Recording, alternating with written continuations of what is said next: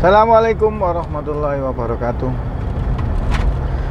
Jumpa lagi di channel kami, Danis Putra Arsitek, channel yang ingin selalu berbagi tentang cara-cara menangani toko bahan bangunan, berbagi antara lain untuk menangani keuangan, untuk menangani pelayanan di toko, untuk menangani penataan barang di toko, dan yang selalu ingin berbagi tentang hal-hal yang semuanya berkenaan dengan toko bahan bangunan, sekaligus kadang-kadang memberikan inspirasi, kadang-kadang memberikan motivasi, meskipun bukan motivator, sekedar ingin memberikan motivasi kepada teman-teman yang ingin membuka toko bahan bangunan, teman-teman yang sedang menjalani toko bahan bangunan, teman-teman yang ingin baru punya keinginan untuk membuka toko bahan bangunan. Siang ini saya perjalanan dari rumah untuk mengantarkan box laci ke Kepanjen Malang. Tujuannya ke toko Mekarsari Kepanjen Malang dengan menggunakan kendaraan pribadi. Yang kita antarkan adalah box sama katalog. Ya, itu memang dagangannya saudara-saudara. Ya, mohon maaf sambil berjualan YouTube-nya ya. Kali ini saya punya kepikiran, karena ini teman-teman banyak yang bilang, gimana saingannya banyak, saya berjualan saingannya sekarang banyak, jarak 1 kilo, jarak 500 meter ada toko bahan bangunan.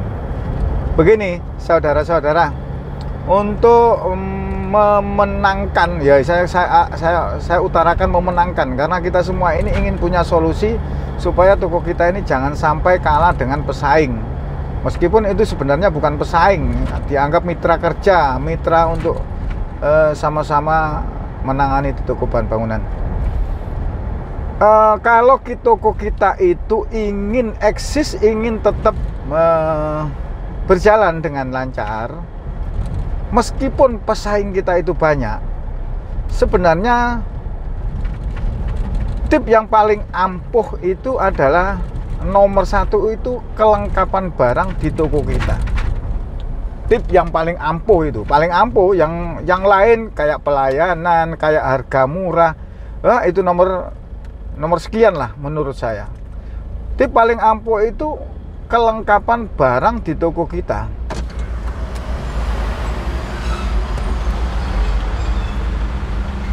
Ya, kalau barang kita lengkap, meskipun kompetitor kita itu berjualan murah, itu nggak begitu ngefek saudara-saudara.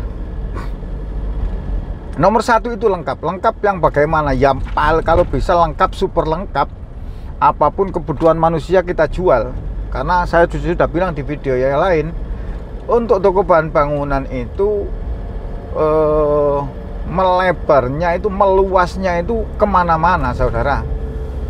Saudara punya toko bahan bangunan, menjual alat rumah tangga, yo masuk. Menjual alat-alat untuk peternakan, alat-alatnya ya, bukan makanan ternaknya saudara. Alat-alat untuk peternakan, pakan burung, tempatnya kucing, tempatnya apa, itu masuk, nggak masalah, masuk saja. Alat-alatnya untuk otomotif, yang ringan-ringan masuk juga. Apalagi Anda lengkapi dengan baut mur, itu nomor 1. Itu nanti yang membuat toko kita itu besar saudara.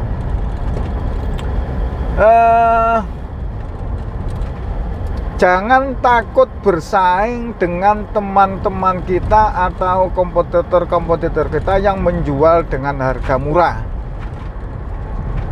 dengan harga miring, dengan harga rugi.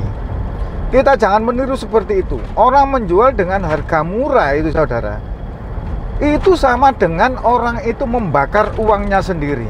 Nggak terasa itu, nggak terasa saudara-saudara. Kita jangan punya pikiran seperti itu. Jangan toko 1, 2, 3, 4 toko A menjual harga semen dengan ngambil keuntungan 3.000. Toko B ngambil keuntungan 2.000. Toko C mengambil keuntungan 1.000.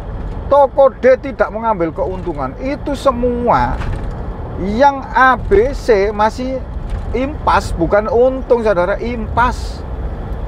Yang D yang tidak ngambil untung itu jangan dikatakan impas. Itu sama dengan membakar uang. Karena apa?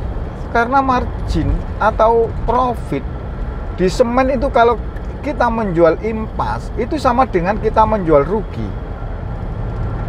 Karena apa? Karena semen itu ada ongkos kirimnya saudara. Coba bayangkan, kita ngirim semen dengan 5 sak semen. Kalau kita menjual dengan harga impas, berapa uang yang kita bakar? Berapa kerugian kita? Kita hitung, tukang angkut kita bayarnya juga uang. Anggap tukang angkut kita itu satu kali kirim 5.000. Bensinnya juga uang. Terus waktunya juga uang. Belum nanti kalau masuk ke perumahan-perumahan pakai portal, pakai apa. Itu semua membakar uang saudara. Nah terus caranya kalau ingin tidak membakar uang, itu caranya itu kita harus melengkapi toko-toko kita. Jangan obsesi kita dengan omset saudara. Toko bahan bangunan dengan omset besar itu belum tentu menjamin dengan profit yang besar. Toko bahan bangunan dengan omset kecil itu belum tentu profitnya kecil. Lah, mindset kita harus rubah. Kita harus merubah pola pikir kita. Kadang-kadang mindset kok nggak ngerti. Ya, saya yakin pasti ngerti lah. Cuman saya bahasa Indonesia kan. Pola pikir kita harus kita rubah. Kita berpikir untuk toko bahan bangunan jangan obsesi pada omset. Obsesi kita sekarang pada margin, pada profit. Apa profit itu? Profit itu jagung bakar dikasih mentega, itu namanya profit. Enak kan? Enak ya, itu namanya profit. Profit itu untung saudara. Mohon maaf guyon, nggak boleh marah-marah, nggak boleh tersinggung, guyon, intermezzo. Profit adalah keuntungan. Kita fokus kita sekarang harus ke profitnya. Kita mendapatkan uang satu hari 50 juta. Tapi dalam perhitungan keuntungan kita cuma dapatnya uang 500.000. Ngapain gitu? 500.000 ongkos angkutnya, biaya karyawannya berapa? Sama, nggak dapat apa-apa itu. Sama dengan nggak dapat apa-apa. Kalau kita omset kita 10 juta, tapi profitnya bisa 3 juta. Lah itu yang dicari saudara. Apa yang dicari di situ? Apa bagaimana solusinya? Ya kita harus menjual barang-barang kecil, barang-barang teknik. Saya selalu menekankan seperti itu. Karena perkembangannya toko bahan bangunan besar dan kecilnya itu tergantung kepada kelengkapan toko itu sendiri. Kita menjual semen dengan 1 minggu mendatangkan 2 kontainer sampai 2.000 sak. Itu berapa untung kita saudara? Ya nggak apa-apa, memang kebutuhannya seperti itu. Cuman ya harus diimbangi dengan barang-barang yang kecil. Jangan hanya mengandalkan barang-barang yang seperti itu. Kalau di Jawa kita menjual semen, kita ngambil untung 1.500, nggak laku saudara. Nggak tahu kalau di luar Jawa, karena terlalu banyak pesaing, karena terlalu banyak kompetitor. Kita menjual semen ngambil untung 1.500 itu nggak laku di sini. Nah, bagi saya hal itu jangan risau. Tidak risau saya malah oh berarti kita harus menjual barang-barang yang non komoditi, non semen, non bahan alam. Untungnya besar, tempatnya nggak luas, terus karyawannya nggak banyak. kita menjual alat-alat teknik mur dan baut. Kita cukup dengan 2 karyawan dengan omset satu hari 5-10 juta. Profit yang kita dapat adalah paling enggak 2 juta sampai 3 juta minimal itu, saudara-saudara. Kalau kita menjual semen dan bahan alam satu hari dapatnya omset 50 juta, keuntungan kita paling maksimal 2,5 juta. Berapa karyawan yang harus menangani toko itu? Paling enggak 8 orang. Berapa 8 orang gajinya? Rata-rata 100.000, 800.000. Tapi kalau yang kita jual alat-alat teknik, ya memang kalau memang toko itu sudah terkenal untuk menjual bahan bangunan, ya tetap kita jual. Tapi kita harus cerdas, kita harus berpikir. Dari omset sebesar itu, mana yang masuk ke kantong kita, mana yang masuk profit. Itu yang penting, bukan omsetnya saja. Dihitung uangnya 40 juta. Besok ada tagihan semen 40 juta. Lari, saudara, cuman jalan saja. Lewat kayak katak, lompat-lompat. Dari sini lompat ke sini, dari sini lompat ke sini. Apalagi modalnya itu pakai modal uang dari pinjaman yang ada bunganya. Ya, itu terpotong lagi untuk biaya bunga.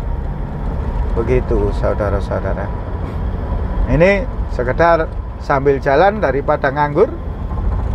Dan terlintas di benak saya, apalagi di grup saya ini banyak yang tanya, bagaimana Pak ini Pak? Bagaimana solusinya? Bagaimana kalau banyak kompetitor? Bagaimana solusinya kalau banyak pesaing? Ya jangan takut pesaing, saudara. Memang kita hidup itu pasti ada tetanggaannya. Kalau nggak mau jualan ada saingannya, ya jualan di hutan, tapi ya nggak ada yang beli. Tuh, ya kita jalani saja. Kita harus cerdas, kita harus pintar. Yang penting semangat dulu. Jangan putus asa. Diatur sebaik mungkin, diatur senyaman mungkin. Kalau kurang jelas, dilihat di YouTube-nya Danis Putra Arsitek keseluruhan. Kalau bisa diulang 2-3 kali sampai katam. Demikian saudara-saudara, semangat dan semangat. Ini mau keluar tol ke Panjen Malang. Saya akhiri video ini. Semoga kita semua mendapatkan perlindungan dari Allah Subhanahu wa Ta'ala, mendapatkan rezeki yang berkah dan melimpah. Dan tidak lupa yang terakhir dan setiap kali saya ucapkan, semoga kita semua menjadi orang yang bermanfaat bagi orang lain. Karena sebaik-baik manusia adalah manusia yang bermanfaat bagi sesamanya. Khairun nasi anfa'uhum linnas. Sebaik-baik manusia adalah manusia yang bermanfaat bagi sesamanya. Demikian saya akhiri. Assalamualaikum warahmatullahi wabarakatuh.